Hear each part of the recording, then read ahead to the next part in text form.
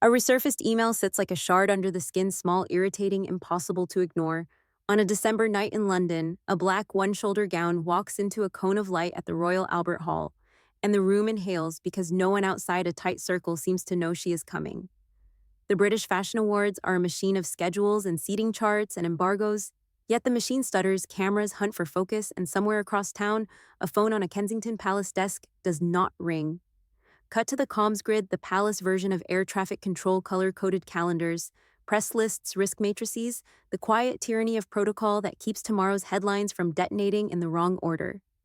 Inside that system sits Jason Knauf, senior aide, the person who is supposed to know before the world does, whose job is to build the bridge between plan and perception. On this night, there is no bridge, only a gap. A simple courtesy call that never happens and empty, to field where his name should be, and with that omission, a narrative slips its leash. Backstage, the award show moves cue after cue, stage manager, counting down designer handlers, whispering a surprise segment locked behind neutral language, the kind that hides in plain sight on a show rundown. The recipient steps out, applause surges, the cameras lock, and a name trend spikes on social within seconds, a thunderclap rolling outward. Across newsrooms, editors bark questions that sound like accusations, who knew and why, and the answers do not arrive in time to make the first push alert. Being late becomes part of the headline. The facts, as later told, are blunt. She chose not to alert him. She asked that others not alert him either. It reads less like a scheduling quirk and more like a test of containment, a way to see what leaks when the usual valves are shut. In institutions, trust doesn't collapse with a bang. It erodes by tiny denials of access, a calendar invite withheld, a text unanswered, a briefing skipped. The British Fashion Awards appearance, public and glittering, doubles as a private signal, the kind you can only send in front of everyone. Why the secrecy? Why that night? Why that stage?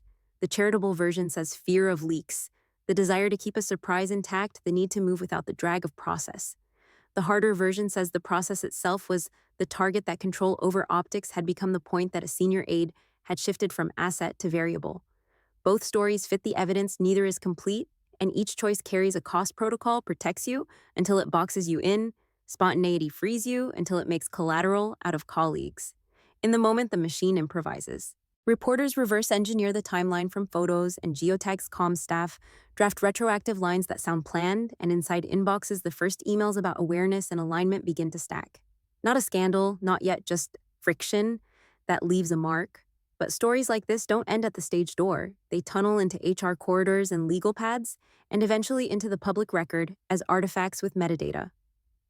When those emails resurface years later, the light from that stage still bleeds into them, and the question snaps back into focus: was the silence a tactic aimed at a single night's headline, or the symptom of a deeper fracture that had already split the room long before anyone noticed the missing call? Subject lines are antiseptic by design. HR concerned, team welfare, request for guidance.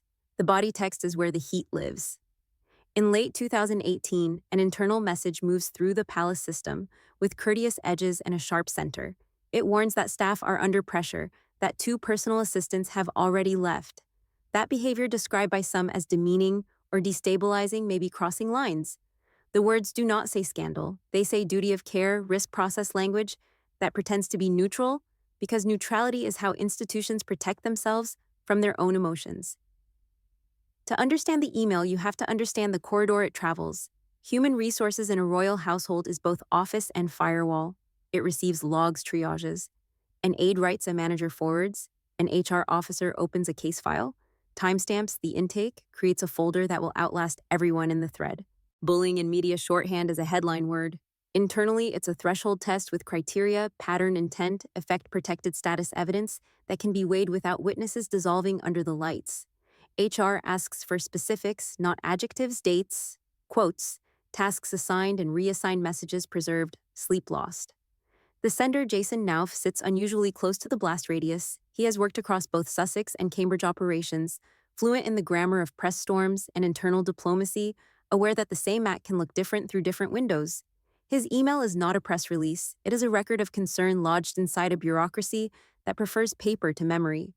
The choice to write instead of whisper is itself a decision, one that accepts the permanence of metadata, the who, when, where, that resists interpretation even as the what remains contested.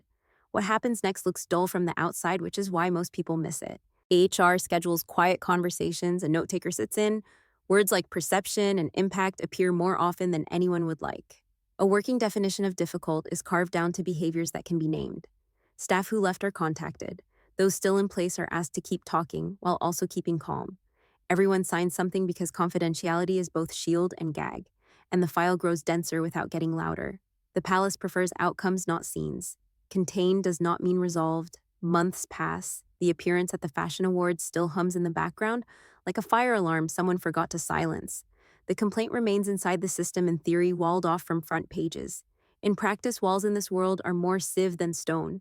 After the Sussex exit in 2020, after the public narratives harden into teams, the email leaks into daylight. Its clinical syntax is suddenly read with tabloid cadence, its cautions flattened into claims. An internal threshold becomes an external verdict. Lawyers appear, archives open a little wider under subpoenas and witness statements. Phrases written to be precise are now quoted to be incendiary. This is the first real clue, not because it proves anything beyond dispute, but because it proves that documentation exists, that the conflict is not only a vibe sustained by anonymous sources in studio lighting. The paper trail is a character now. It speaks in bullet points and annexes it never forgets.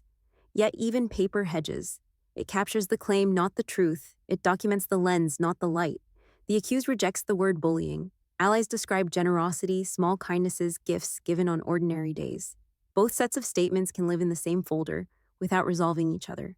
HR is not a courtroom, and even courtrooms rarely deliver the narrative symmetry viewers crave. So the file sits not closed, not open.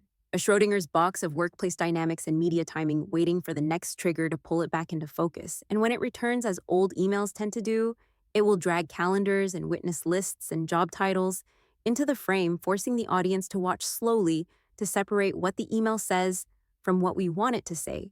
The investigation may be invisible, but the trail is not. Follow it long enough, and it will lead to the rift we felt on that December night, the one defined by a missing call and all the meanings we piled onto its silence. One story says the office air grew thin, that instructions were barked, that loyal staff quit because ordinary days felt like walking a live wire.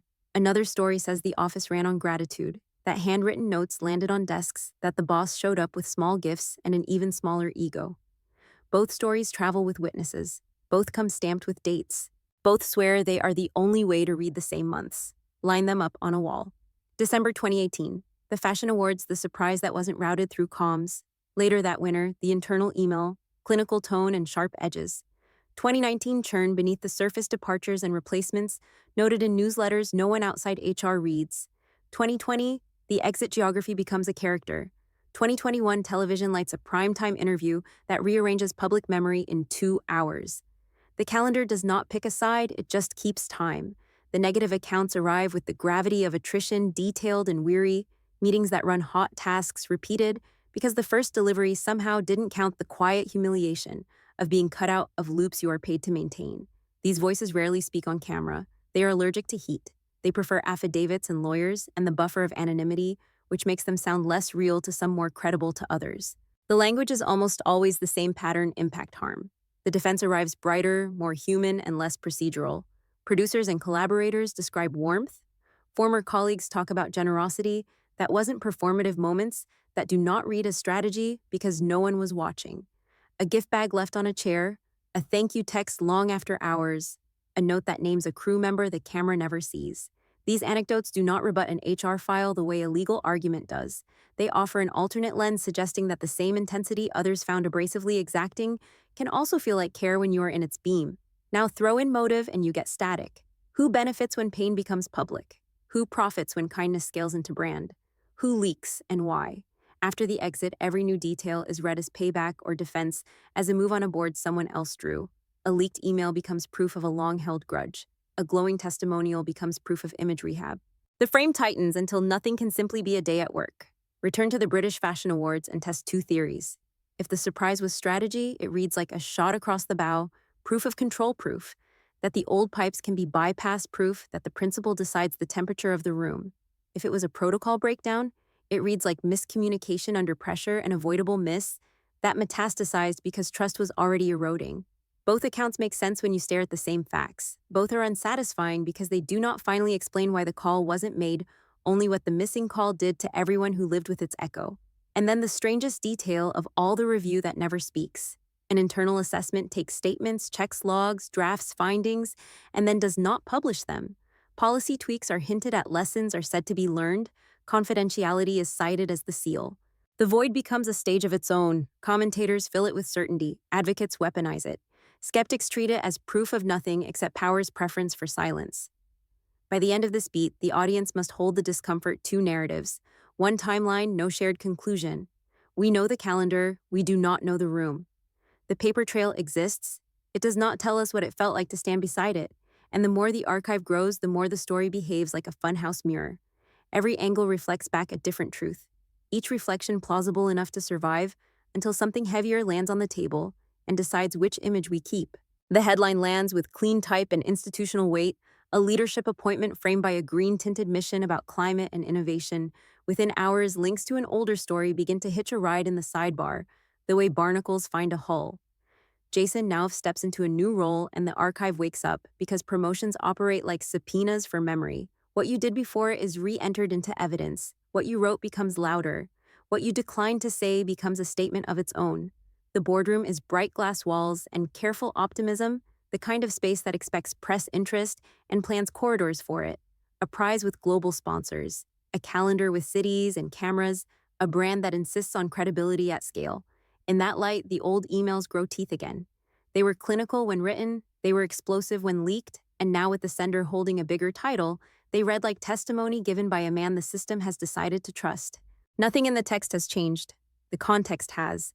Clips from an Australian documentary circulate in the same news cycle, a restrained admission about family turbulence, the kind of line that neither confirms nor denies, and yet narrows the set of plausible readings for everything that came before.